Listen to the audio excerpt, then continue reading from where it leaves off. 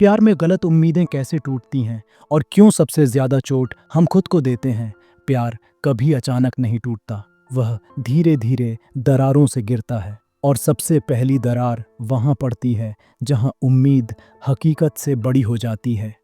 अगर आपने कभी यह महसूस किया है कि मैंने तो दिल से चाहा था, फिर भी मुझे दर्द क्यों मिला, तो यह कहानी आपके लिए है। चलिए एक सवाल से शुरू करते हैं।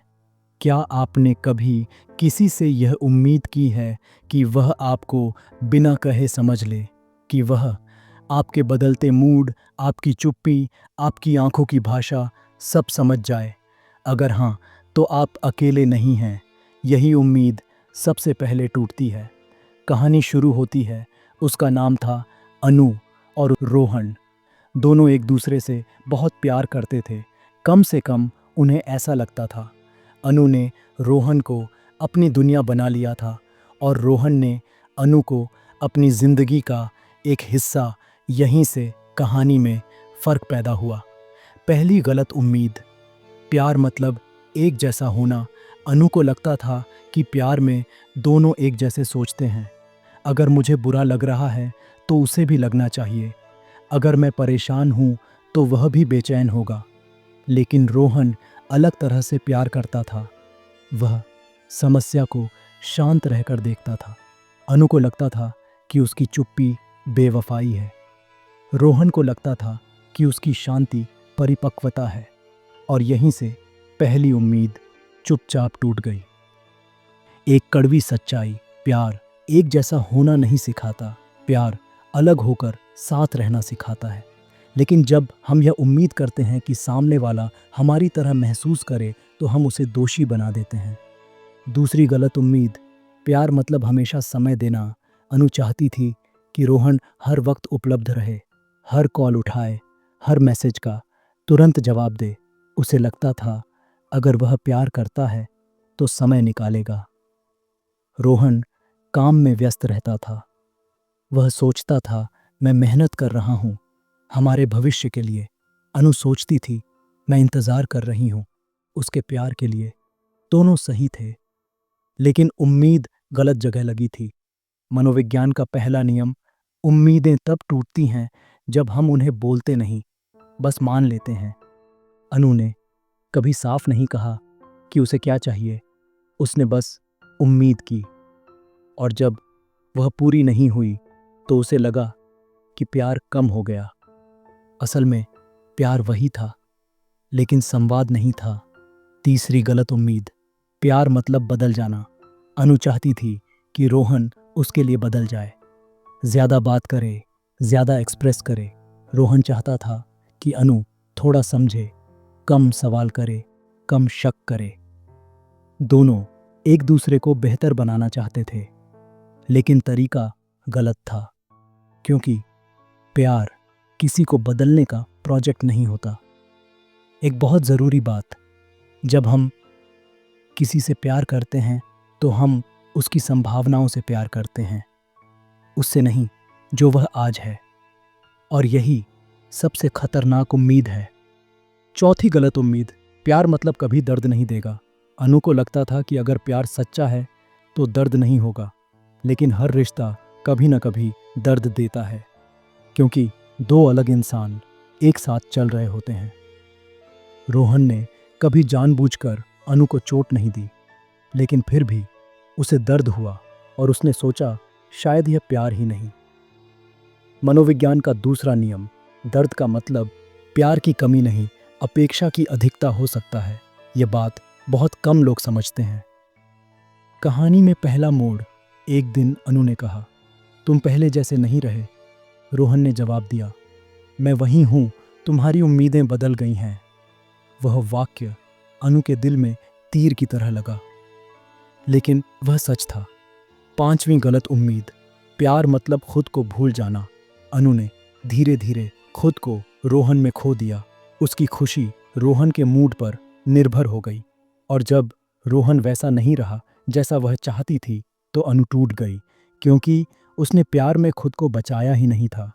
एक कड़वी लेकिन ज़रूरी सच्चाई। जो इंसान खुद को खोकर प्यार करता है वह दूसरे से बहुत ज़्यादा उम्मीद करता है और वही उम्मीद उसे तोड़ देती है। सबसे बड़ी सीख, प्यार तब नहीं टूटता जब इंसान बदलता है। प्यार तब टूटता है जब उम्मीदें बिना संवाद के बढ़ती जाती हैं।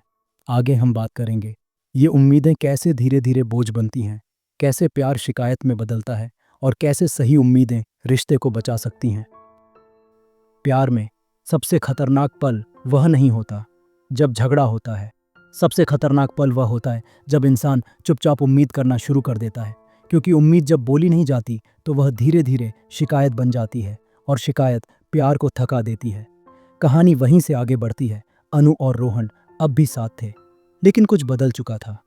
पहले अनु इंतजार करती थी, अब वह गिनने लगी थी। कितनी बार रोहन ने फोन किया, कितनी बार उसने खुद किया, कितनी बार उसने समझाया, कितनी बार रोहन ने चुप्पी साध ली। यहीं से प्यार लेन देन बन गया, और जहां हिसाब किताब आ जाए वहां दिल थकने लगता है। छठी गलत उम्मीद।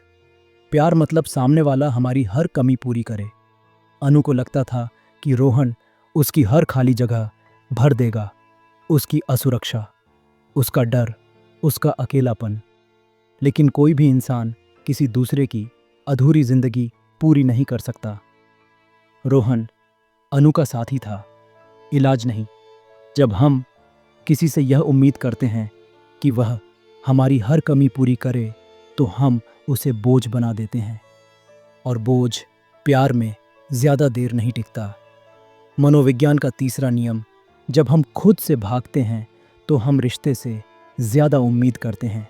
अनु ने धीरे धीरे यह महसूस किया। वह रोहन से जितनी उम्मीद कर रही थी, असल में वह उम्मीद उसे खुद से थी। खुद को सुरक्षित महसूस कराने की, खुद को पूरा महसूस कराने की। लेकिन यह काम किसी और का नहीं, यह काम खुद का होता है। सातवीं गलत उम्मीद। प्यार मतलब हमेशा समझौता करना। अनु ने कई बार अपनी बात दबा ली, क्योंकि उसे लगा प्यार में त्याग ज़रूरी होता है। लेकिन हर बार जब वह चुप रही तो उसके अंदर थोड़ा सा गुस्सा जमा हो गया, और गुस्सा जब शब्द नहीं पाता तो व्यवहार बन जाता है। रोहन को लगने लगा कि ली अनु बात बात पर नाराज रहती है।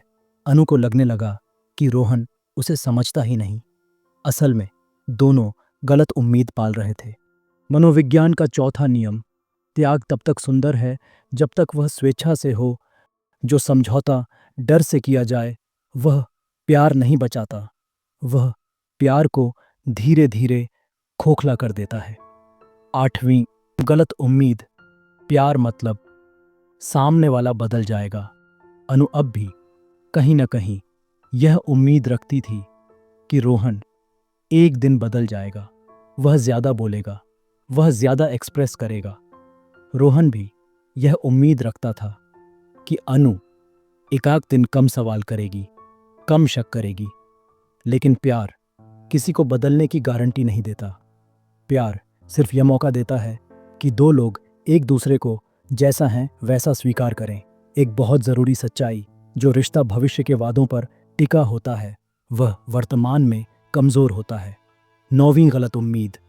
प्यार मतलब सामने वाला हमेशा खुश रखे। अनु को लगता था अगर रोहन उसे खुश नहीं रख पा रहा तो शायद वह सही इंसान नहीं है। लेकिन कोई भी इंसान किसी दूसरे की हमेशा की खुशी जिम्मेदारी नहीं ले सकता।